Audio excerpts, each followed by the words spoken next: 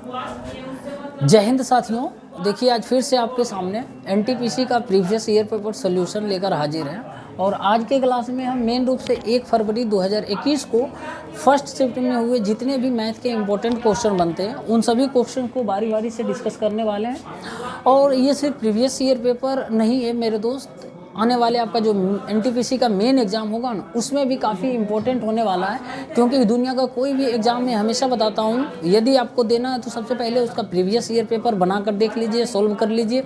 और उससे क्या होगा, आपको एक आइडिया मिल जाता है कि किस लेवल का आप तैयारी अभी आपका मौजूदा समय में है। क्या जो क्वेश्चन 2021 में पूछा गया उस क्वेश्चन को आप बना पाते हैं या नहीं बना पाते, उस अनुसार आप अपनी तैयारी को दिशा दीजिए, आगे की तैयारी करिए, ठीक है ना।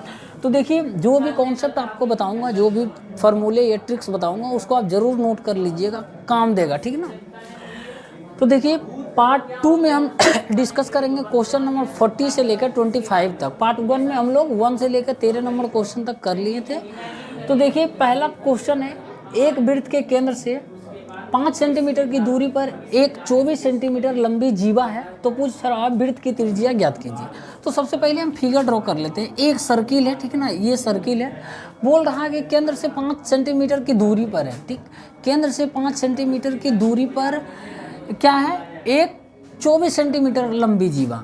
तो ये मान लेते हैं ये जीवा है जिसकी लंबाई जो है 24 सेंटीमीटर है, ठीक है ना। जीवा पता है एक परिधि से दूसरे परिधि को जब टच करता है उसको, और वो जो लंबाई होती है उसको हम जीवा बोलते हैं। और मैक्सिमम जीवा एक वृत्त में उसका व्यास हो सकता है, ठीक है ना। मैक्सिमम जीवा को हम व्यास भी बोलते हैं। अब देखिए, 5 सेंटीमीटर दूर है केंद्र से, मान लेंगे ये केंद्र इसका O है, तो इससे 5 सेंटीमीटर की दूरी पर जो है ना वो 24 सेंटीमीटर लंबी जीवा है। तो इससे 5 सेंटीमीटर दूर लंबी जीवा जो ये 24 सेंटीमीटर यही होगा। और लंबी दूरी या शॉर्टेज डिस्टेंस जो होता है वो 90 डिग्री होता है, हमेशा ध्यान रखिएगा। ये जो डिस्टेंस होगा मेरे भाई, ये शॉर्टेज डिस्टेंस होगा, जिसको आप 90 डिग्री होगा तभी शॉर्टेज डिस्टेंस कहलाता है, ठीक है ना। तो ये 90 डिग्री होगा, पता है। अब देखिए, 5 सेंटीमीटर की दूरी पर है, तो आपसे पूछ रहा है कि वृत्त की त्रिज्या क्या होगी। तो आपको पता होना चाहिए कि केंद्र से जीवा पर डाला गया लंब जीवा को 2 बराबर भागों में बांटती है। पढ़े होंगे आप क्लास 9 10th में। तो यहाँ पर देखिए, ये परपेंडिकुलर है, ठीक है ना। और ये 2 भाग में बांटेगा तो ये 12 हो जाएगा, ये भी 12 हो जाएगा। ये नाम दे दीजिए, M नाम दे दीजिए। तो अब इसको इससे मिला दीजिए तो क्या होगा, ये हाइपोटेनस हो जाएगा। ये परपेंडिकुलर है ना, अब समकोण त्रिभुज आ गया। ये 12 है, ये 5 है, तो ये कितना हो जाएगा मेरे भाई, 13 हो जाएगा। तो वृत्त की त्रिज्या यही तो है ना, तो 13 सेंटीमीटर हो जाएगा इसका रेडियस, ठीक है ना। यही पूछ रहा था, correct answer option number A हो जाएगा, ठीक। देखिए, एक और सवाल है आपके सामने। बोल रहा है, एक व्यापारी ने क्रय मूल्य के बराबर लाभ प्रतिशत पर अपना माल 171 रुपया में बेच दिया, तो पूछ रहा क्रय मूल्य ज्ञात कीजिए। इस तरीके का सवाल एक बार समझ लेना बढ़िया से। कोई व्यापारी जो है ना क्रय मूल्य के बराबर लाभ प्रतिशत पर अपना सामान बेचता है, तो आपसे डायरेक्ट पूछेगा कॉस्ट प्राइस क्या होगा, यानी क्रय मूल्य। सीधी सी एक फार्मूला बता रहे हैं, ट्रिक बता रहे हैं, उसको नोट कर लेना। जो क्या होता है मेरे भाई, कॉस्ट प्राइस जो होता है ना, ये होता है अंडर रूट जो सेलिंग प्राइस होता है, सेलिंग प्राइस प्लस 25। इसको हम क्या करेंगे, 10 से मल्टीप्लाई कर देंगे, ठीक है ना। इसको हम 10 से मल्टीप्लाई कर देंगे और 50 घटा देंगे, ठीक है ना। ये डायरेक्ट ट्रिक बता रहे हैं। यदि आप बेसिक मेथड से बनाना चलिएगा तो क्या होगा ना, बहुत लंबा प्रोसेस चला जाएगा।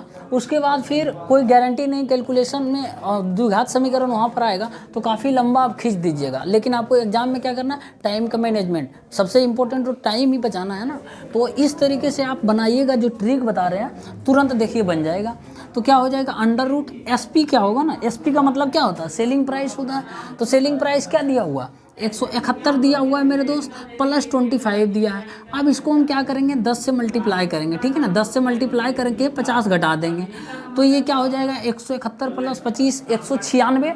196 देखिए मैं लिख देता हूँ, 196 इसको 10 से मल्टीप्लाई करिएगा, -50 कर दीजिएगा, तो क्या होगा, इसका स्क्वायर रूट 14 आएगा। 14 गुणित 10 कितना आएगा, 140। 140 में से 50 गया, कितना आएगा मेरे दोस्त, 90 आएगा। और 90 क्या आएगा, कॉस्ट प्राइस का मतलब क्या हो जाएगा, क्रय मूल्य। आपसे यही पूछ रहा था, तो यही इसका करेक्ट आंसर हो जाएगा 90, ऑप्शन नंबर डी इसका करेक्ट आंसर होगा, ठीक है ना। तो जब भी ध्यान रखिए, कोई व्यापारी अपना माल को जो है क्रय मूल्य पर बेचने का दावा करता है, क्रय मूल्य के बराबर लाभ प्रतिशत कमाता है, और उस कंडीशन में आपसे क्रय मूल्य ही पूछेगा, इससे ज़्यादा कुछ नहीं पूछेगा।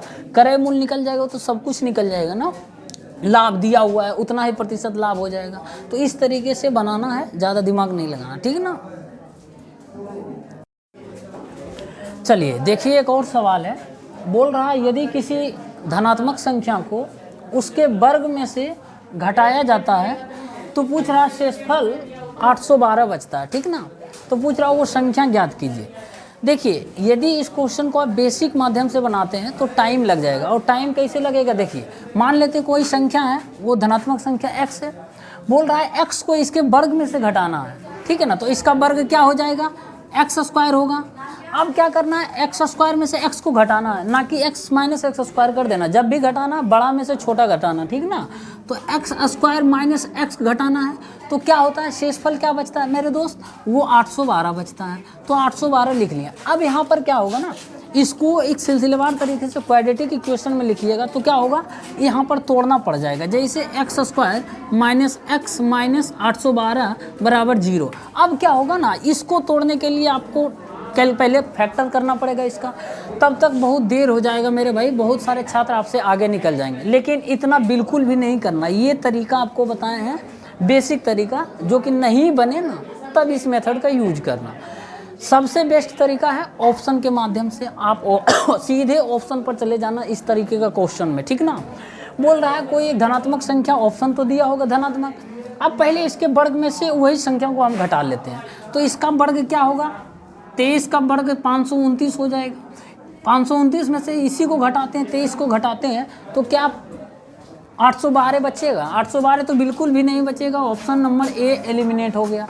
अब ऑप्शन बी देखिए, 29 के स्क्वायर करेंगे तो कितना आएगा, 841 आएगा। 841 में से यदि 29 घटाते हैं मेरे दोस्त तो कितना आएगा, 812 आ रहा, देखिए 812 आ रहा है ना। तो यही इसका करेक्ट आंसर हो जाएगा ऑप्शन नंबर बी। बाकी कोई ऐसा ऑप्शन नहीं होगा जो कि ये सेटिस्फाई करे चीज़ को, ठीक ना। आप देखिए 27 का स्क्वायर करके देखिए, उसके बाद फिर 25 का स्क्वायर करके देखिए, क्या 27 का स्क्वायर माइनस 27 देखिए, और 25 का स्क्वायर माइनस 25, क्या 812 आएगा। ये तो 625 ही आ रहा, 625 में और घटेगा तो 812 आएगा कहाँ मेरे भाई, नहीं आएगा। 27 का स्क्वायर कितना होगा, 729 होगा। 729 में से 27 घटाइएगा, 729 में से 27, लेकिन आपको 812 लाना है ना, तो 729 ही आ रहा है, उसके बाद भी घटाना है इसमें 27, तो कम ही आएगा। तो ऑप्शन सी और डी एलिमिनेट हो गया, ऑप्शन नंबर बी इसका करेक्ट आंसर हो जाएगा। जब भी एग्जाम में आए तो इसी मेथड को फॉलो करना, ठीक ना।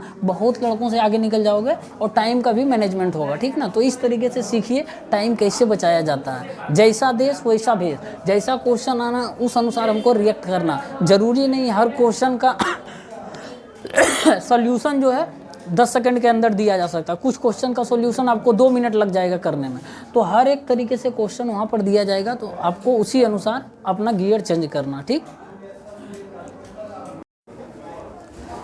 देखिए एक और सवाल है और ये एज से रिलेटेड है।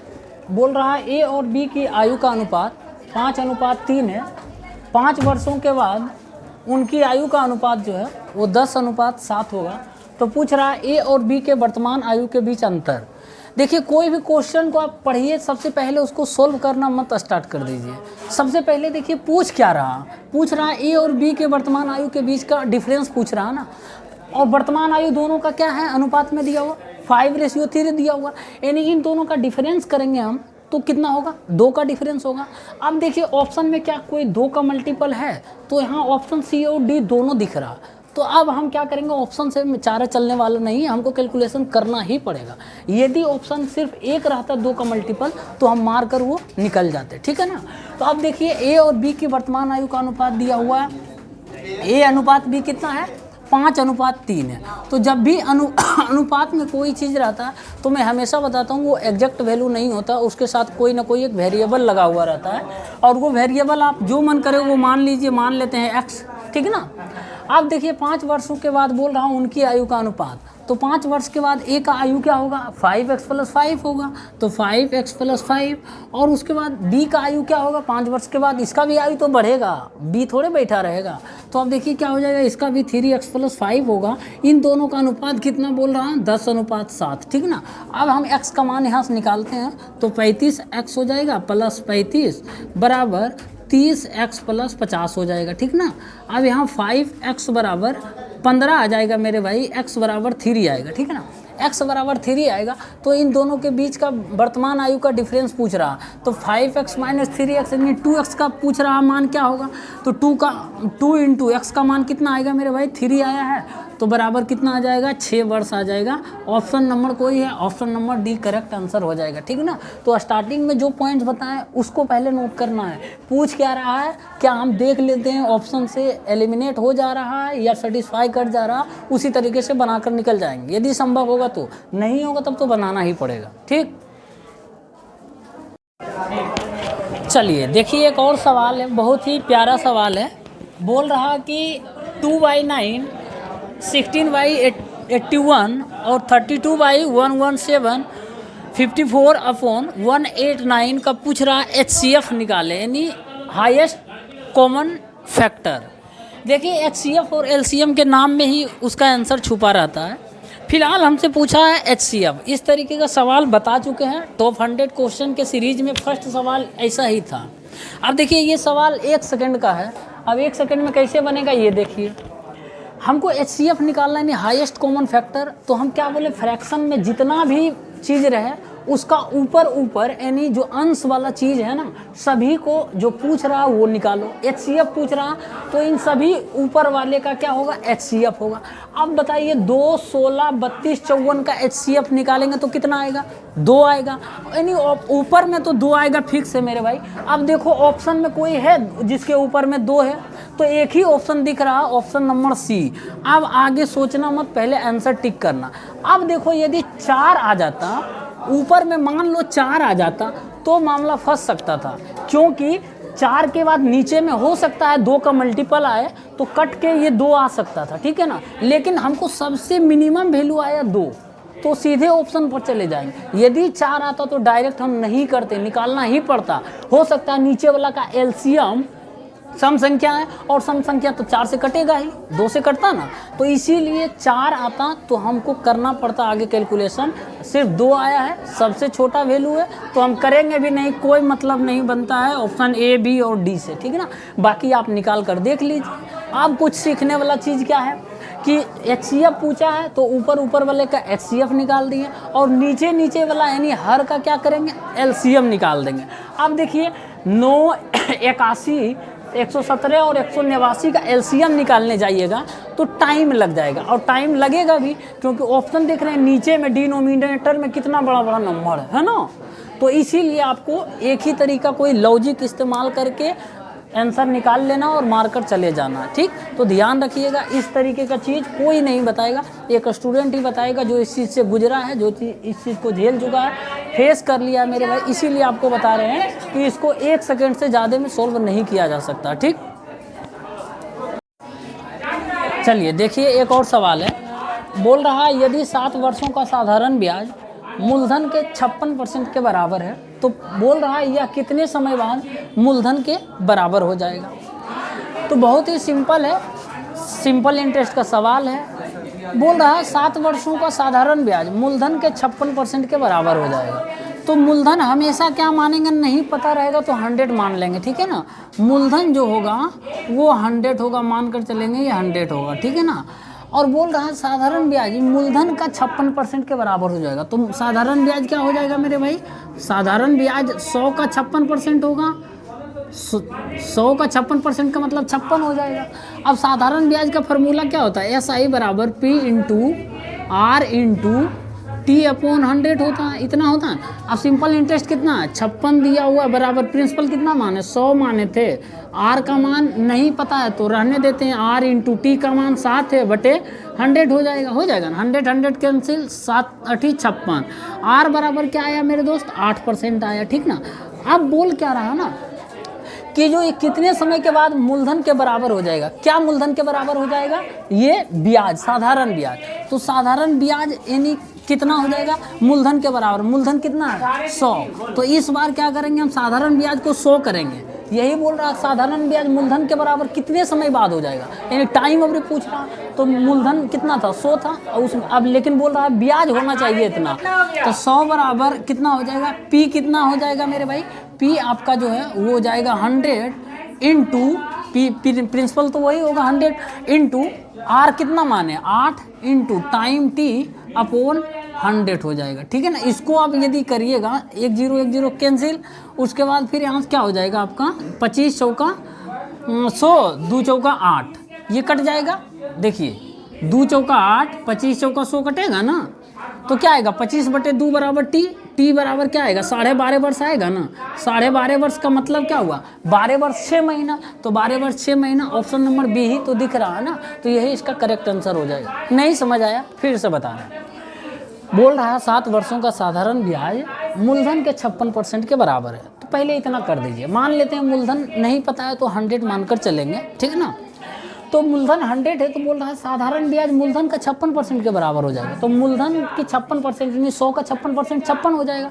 तो अब साधारण ब्याज का फार्मूला पता होना चाहिए, तो साधारण ब्याज का क्या होगा 56 हो जाएगा बराबर पी का मान 100 माने इंटू आर नहीं पता तो निकाल लेंगे, टी का मान 7 वर्ष दिया बटे 100, तो आर बराबर 8% आया। लेकिन अब बोल रहा है कितने समय बाद मूलधन के बराबर हो जाएगा, कौन क्या चीज़ मूलधन के बराबर हो जाएगा, सिंपल इंटरेस्ट यानी साधारण ब्याज बोल रहा है कितने समय के बाद मूलधन के बराबर हो जाएगा। तो मूलधन कितना माने, 100 माने थे, यानी 100 के बराबर हो जाना चाहिए।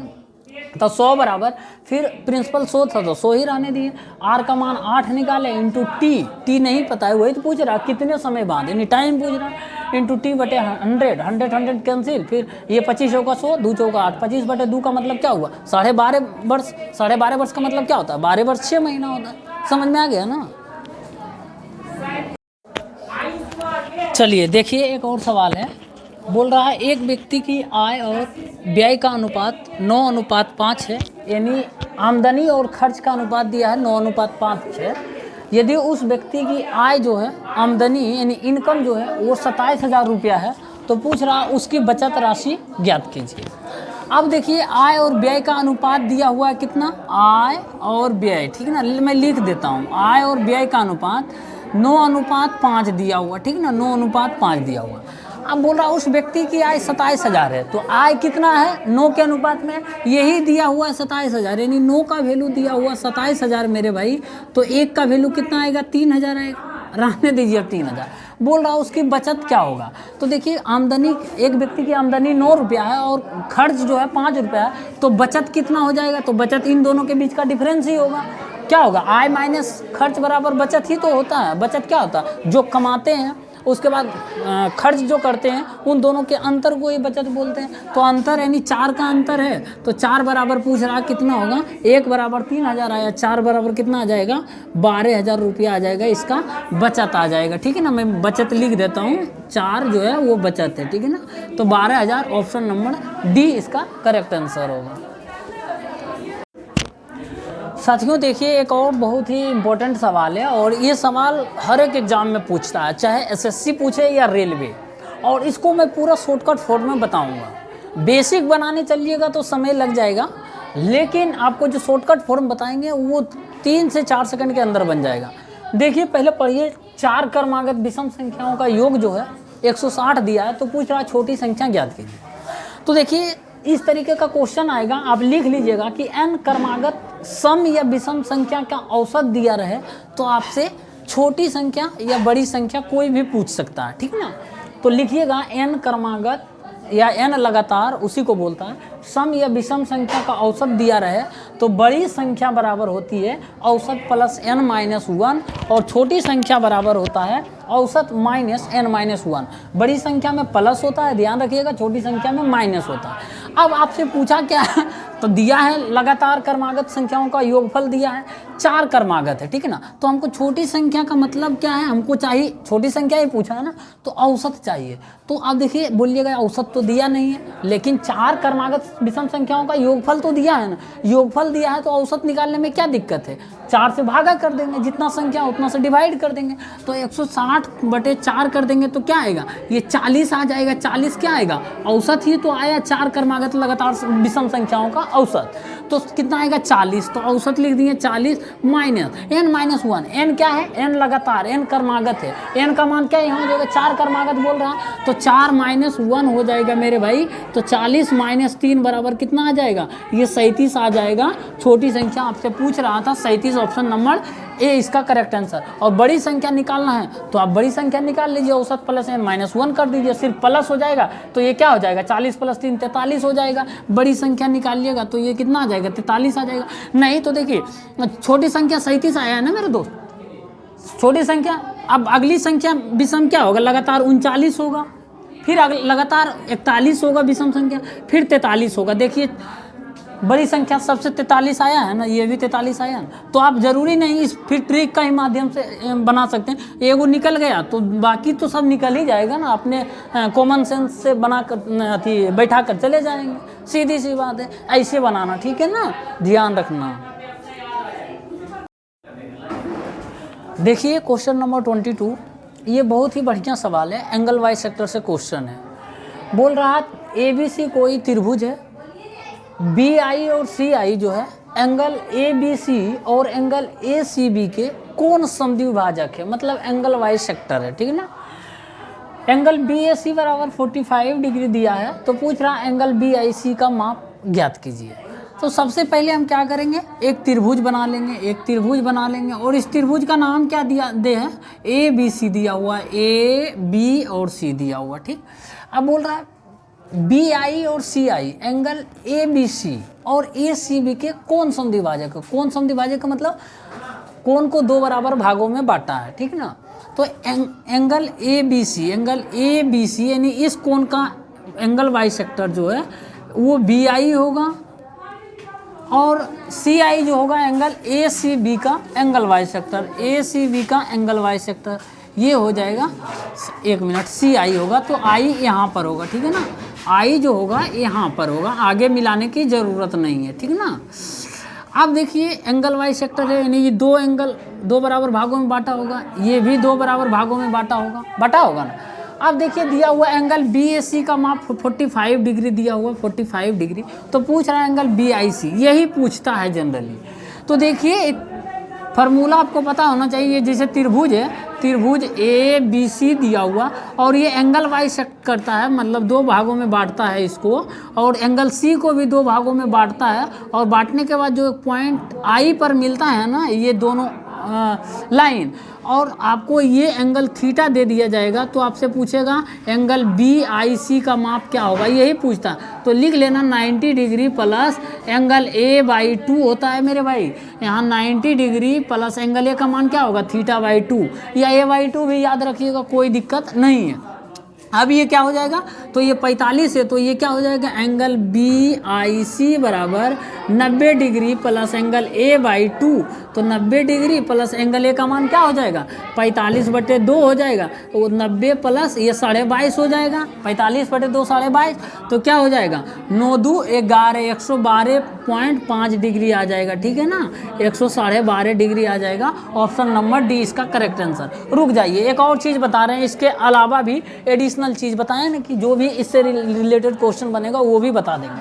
अब देखिए ये अंतः कोण समद्विभाजक हुआ ना, इसको इंटीरियर एंगल वाइज सेक्टर बोलेंगे। अब एक्सटीरियर एंगल वाइज सेक्टर मतलब बाह्य कोण समद्विभाजक होगा, तो उसमें भी पूछता है क्वेश्चन। देखिए क्या होगा, मैं इसको अब मिटा देता हूँ मेरे भाई, मैं इसको मिटा दूँ या इसी में बना देता हूँ। जैसे ये देखिए एक त्रिभुज है, ठीक है ना मेरे भाई। अब ये त्रिभुज है, ये मान लीजिए अभी त्रिभुज है, 1 मिनट आपको आसानी से समझाते हैं। ये त्रिभुज है, ठीक ना। अब हम क्या करेंगे, इसका नाम दे देते हैं A, B और C। अब क्या करते हैं, भुजा AB को आगे बढ़ाते हैं, फिर भुजा AC को आगे बढ़ाते हैं। अब एंगल इस बी को जो है ना, इस बी का द्विभाजक करिए, यानी एक्सटीरियर बाइसेक्टर, मतलब बाहरी कोण को दो बराबर भागों में बांटिए। तो इस तरीके से बटेगा, मान लेते हैं। अब इस एंगल को भी दो बराबर भागों में बांटिए, बाहरी एंगल को, एंगल सी को, इस तरीके से। आपको पता होना चाहिए, पता भी होगा इस तरीके का। अब मान लेते हैं ये एंगल इस पॉइंट पर पी पर कटा, ये दोनों एंगल बाइसेक्टर का जो लाइन है, तो आपसे पूछेगा ये एंगल का मान ज्ञात कीजिए, यानी एंगल BPC का मान ज्ञात कीजिए, और ये एंगल थीटा दे देगा या ए ही रहेगा। तो क्या करना है मेरे भाई, इसमें अंतर कोण समद्विभाजक में क्या किए थे, 90 डिग्री प्लस a/2 किए थे ना, इसमें क्या करेंगे 90 डिग्री माइनस a/2 करेंगे, ठीक है ना, एंगल a/2 करेंगे, ये ध्यान रखना। तो यहाँ पर क्या हो जाएगा 90 डिग्री माइनस थीटा बटे 2 हो जाएगा मेरे भाई। ये रट्टा मार लेना दोनों फार्मूला, और दोनों का कॉन्सेप्ट एक बार समझ लेना। एक अंता कोण समद्विभाजक है, दूसरा बाह्य कोण समद्विभाजक है, ठीक है ना। तो ये ध्यान रखना, दोनों पूछा जाता है। चलिए देखिए एक और सवाल है 23 नंबर, बोल रहा है, एवरेज का सवाल है, बहुत लंबे समय बाद आया है। बोल रहा है 36 लड़कों और उनके प्रोफेसर की औसत आयु जो है वो 18 वर्ष है। यदि प्रोफेसर को छोड़ दिया जाए, यानी प्रोफेसर को हटा दिया जाए, तो औसत आयु 17 वर्ष हो जाता है। तो पूछ रहा प्रोफेसर की आयु ज्ञात करिए।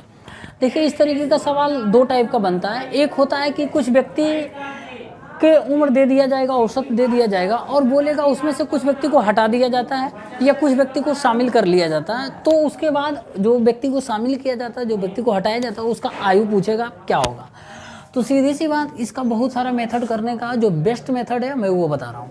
जैसे 36 प्रोफेसर लड़का है और एक प्रोफेसर है, टोटल कितना व्यक्ति बोल रहा है 37 व्यक्ति, यानी 37 व्यक्ति की औसत आयु जो 18 वर्ष है, और बोल रहा है यदि प्रोफेसर को छोड़ दिया जाए तो औसत आयु 17 वर्ष हो जाते हैं। यानी 37 वो पहले आदमी था, अब कितना होता है, एक प्रोफेसर हट जाता है तो टोटल 36 व्यक्ति रहते हैं, और वो 36 के 36 लड़का रहता है, तो इसका औसत आयु कितना होता है मेरे भाई 17 वर्ष होता है। अब क्या करिए, किसी एक को ले लीजिए, औसत आयु को मान लीजिए, कंपेरिजन कर लीजिए। जैसे हम 18 का मान लिए, ठीक है ना, मान लिए औसत आयु 18 है, तो 18 जो है 17 से कितना ज़्यादा है, एक ज़्यादा है ना, प्लस 1 कर देंगे, और ये 36 से मल्टीप्लाई कर देंगे तो 36 आ जाएगा। तो 18 माने औसत आयु प्लस ये 36 आ गया, 36 आ गया मतलब कितना हो जाएगा, तो आ जाएगा 54 वर्ष, इसका करेक्ट आंसर हो जाएगा, ठीक है ना। अब दूसरा तरीका जो है बेसिक मेथड करने का, वो भी बता देते हैं। जैसे 37 व्यक्ति की उम्र, औसत आयु कितना है दिया हुआ 18 वर्ष है, इतना ही है ना। 36 को लड़का होगा प्लस एक प्रोफेसर होगा ना, बॉयज जो है वो 36 को होगा, 36 बी लिख दिए, ठीक ना। अब जो है बोल रहा है कि प्रोफेसर को छोड़ दिया जाए, यानी प्रोफेसर को छोड़ देते हैं तो कितना व्यक्ति बचता है, 36 व्यक्ति बचता है, और ये 36 के 36 क्या होगा, बॉय होगा, तो इसका औसत आयु जो है 17 वर्ष हो जाती है। तो अब पूछ रहा प्रोफेसर की उम्र ज्ञात करें, तो बी 36 का मान रख देंगे, 36 बॉय के उम्रों का योगफल 17 गुना 36 यहाँ पर रख देंगे ना। तो रखिए 17 गुने 36 प्लस प्रोफेसर की उम्र पी आने दिए बटे 37 तो है ही, बराबर 18। अब इसको हम क्या करेंगे, 18 गुने 37 कर दें डायरेक्ट, 18 गुने 37 कर दिए ना। अब देखिए यहाँ से क्या होगा, प्रोफेसर की उम्र आ जाएगा, 18 कॉमन यहाँ ले लीजिए, तो क्या होगा 37 माइनस ये क्या होगा 34 हो जाएगा। 37 माइनस 34 नहीं होगा, नहीं समझ में आया। देखिए 18 कॉमन लिए, चलिए इसे कर देते हैं, 18 गुने 37 करेंगे ना, इतना करेंगे ना, माइनस 37 17 गुने 36 करेंगे, इतना करेंगे ना। अब देखिए 18 कॉमन ले लेंगे तो 37 माइनस 18 दूना 36, 2 ये बचे और 17 ये, 17 दूना क्या होगा 34 होगा, समझ में आया। 18 गुने 37 माइनस 34 कितना 3 आया, बराबर कितना आ जाएगा 54 वर्ष आ जाएगा प्रोफेसर की उम्र। ऑप्शन नंबर ए इसका करेक्ट आंसर हो गया। हर तरीके से सेम रिजल्टेंट आ रहा है, लेकिन मैं आपको ये सलाह दूंगा कि ये मेथड को आप थोड़ा फॉलो करिएगा, ध्यान रखिएगा, शॉर्टकट में बन जाता है, जल्दी बन जाएगा। लेकिन इस मेथड को तो आपको भूलना नहीं, हर हाल में ये ब्रह्मास्त्र का काम करेगा आपके लिए। सब मेथड भूल जाना, लेकिन ये मेथड याद रखना बहुत काम देगा। कभी कभी ऐसा आएगा ना, समझ नहीं आए क्या करें, तो यही मेथड आपको आपकी मंजिल तक पहुंचाएगी, आपको रिजल्ट ऑप्शन बताएगा, ठीक है ना।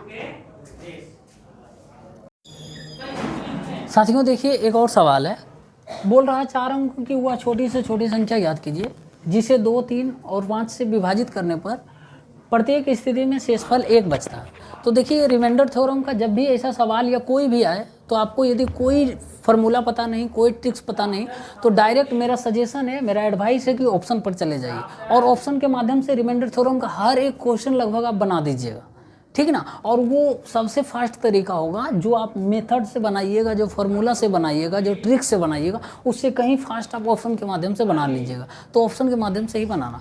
हम दोनों तरीका बताएंगे आपको। सबसे पहले ऑप्शन के माध्यम से चलते हैं। तो 4 अंकों की सबसे छोटी संख्या तो दिया हुआ है, 4 अंकों की संख्या दिया हुआ है, लेकिन सबसे छोटी संख्या हमको निकालना है, जिसको क्या 2, 3 और 5 से विभाजित करेंगे ना, भाग देंगे ना, तो प्रत्येक स्थिति में रिमाइंडर यानी शेषफल 1 बचता है। तो ऑप्शन ए की तरफ चलते हैं। 2 से डिवाइड करते हैं तो 1 रिमाइंडर बच रहा। 3 से डिवाइड करते हैं तो देखिए 3 से पूरा 1 कट जाता है। 1, 4, 5, 1 6 आ रहा है। 3 से डिविजिबल हो रहा है तो पूरे संख्या कट जाएगा। पता है 3 का डिविजिबिलिटी का रूल, कि जो भी संख्या दिया है उसके डिजिट का सम 3 का मल्टीपल या 3 से डिविजिबल होगा तो वो संख्या है 3 से डिविजिबल हो जाएगा। तो देखिए ऑप्शन ए एलिमिनेट हो गया। अब ऑप्शन बी की ओर चलते हैं। तो 1021 है, 1021 है। अब इसको 2 से डिवाइड करेंगे तो रिमाइंडर 1 आ रहा है, और 3 से डिवाइड करेंगे तो भी रिमाइंडर 1 आ रहा है। देखिए 1, 2, 3 तो खत्म हो जाएगा, डिवाइड हो जाएगा, लेकिन 1 बच रहा है, रिमाइंडर यानी 1 आ जाएगा। अब उसके बाद देखिए ये ऑप्शन अब 5 को भी सेटिस्फाई करवा लेते हैं। 5 से भी डिवाइड करेंगे तो यदि 1020 रखते हैं 1020 तो 5 से ये कट रहा है ना, तो 1 रिमाइंडर आ रहा 1021 से, यानी ये आंसर हो सकता है, ठीक है ना। गारंटी नहीं 100% कह सकते हैं, होगा ही, हो सकता है इसके जैसा और एक ऑप्शन आए। अब देखिए 1001 इसको ये तो 2 से करेंगे तो 1 रिमाइंडर दे देगा, लेकिन 3 से करेंगे तो रिमाइंडर 2 देगा यहाँ पर, ठीक है ना।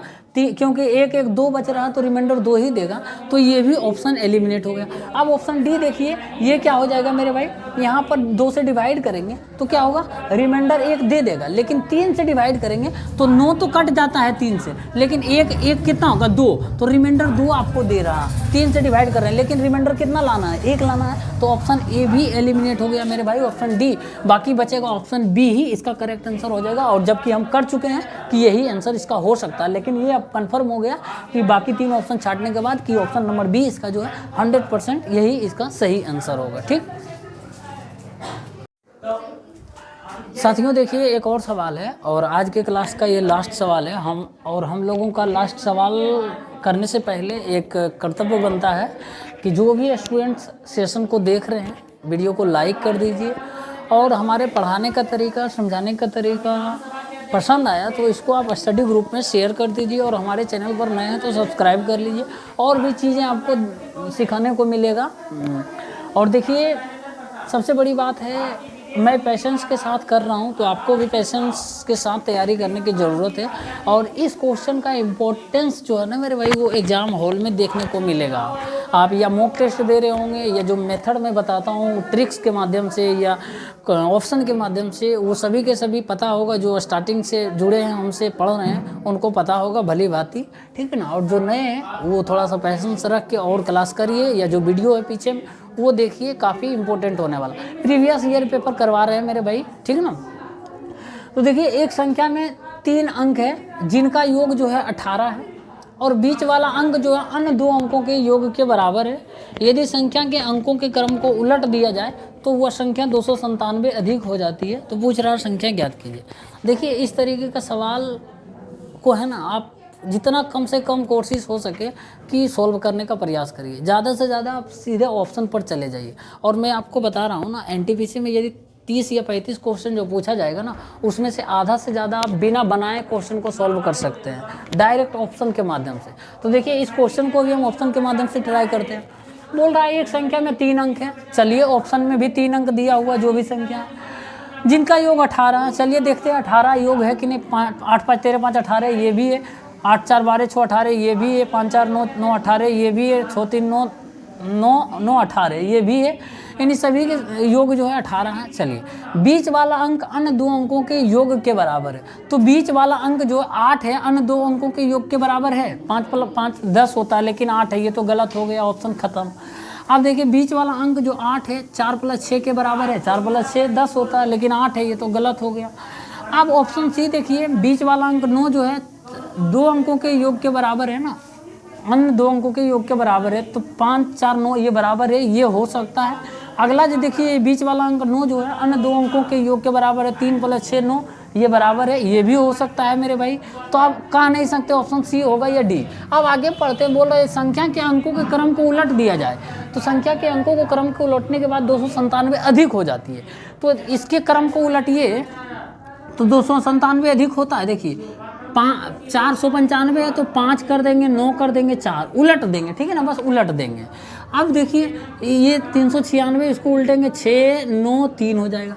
अब देखिए कौन सा 297 बढ़ गया नंबर, तो 297 ये तो पक्का नहीं बढ़ेगा, 495 594 दे रहा, ये तो 99 ही बढ़ा है ना, तो 99 बढ़ रहा प्लस 99 हो रहा, लेकिन आपको बोल रहा है कि 297 अधिक होना चाहिए, तो ऑप्शन ए भी एलिमिनेट हो गया। बाकी बचेगा डी, चेक करने की कोई ज़रूरत नहीं, यही इसका आंसर होगा। नहीं तो आप देख लीजिए 297 बढ़ता है कि नहीं, तो देखिए 297 बढ़ रहा कि नहीं, तो ये हो जाएगा 7 हो जाएगा, ये हो जाएगा 9 हो जाएगा, ये आपका हो जाएगा 5 में से 3 गया 2 आ जाएगा, ठीक है ना। हाँ 297 आ रहा, देखिए 297 जोड़िए इसमें, 6 7 13 के 3 बाकी 1, 9 18 19 के 9 बाकी 1, 3 2 5 1 6 आ रहा है 297 अधिक, यही आ रहा है मेरे भाई। ऑप्शन नंबर डी ही क्लिक करके निकल जाना है, ज़्यादा कुछ करना नहीं, कोई ज़रूरत नहीं सॉल्व करने का, कैलकुलेशन करने का, ठीक है ना। हम तो चाहते हैं जितना क्वेश्चन पूछता सभी के सभी बिना सॉल्यूशन किए डायरेक्ट बना दें ऑप्शन के माध्यम से, ऐसा तो अपॉर्चुनिटी चाहते हैं, ठीक है ना। तो आपको ये अपॉर्चुनिटी सिर्फ प्रूडेंस रेस चैनल पर मिलेगा मेरे भाई। मैं एक स्टूडेंट के रूप में अभी भी हूँ, आपके तरह ही मैं भी अभी सीखने वाला हूँ, तो आपको सीखूंगा भी और सिखाऊंगा भी, ठीक है ना, दोनों चीज़, और हर एक तरीके से बताऊंगा।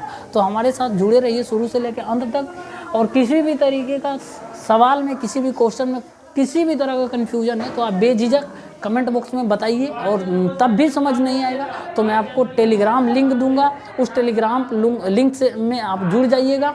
उसके बाद जो भी आपका प्रॉब्लम होगा वो आप हमसे डायरेक्ट चैट के माध्यम से या फिर कॉल के माध्यम से भी बात कर सकते हैं, पूछ सकते हैं, मैं बताऊँगा, ठीक है ना। तो रहने देते हैं साथियों, आज की क्लास में 25 नंबर क्वेश्चन तक कंप्लीट, ठीक है ना। मिलते हैं नेक्स्ट क्लास में, तब तक के लिए बहुत बहुत धन्यवाद।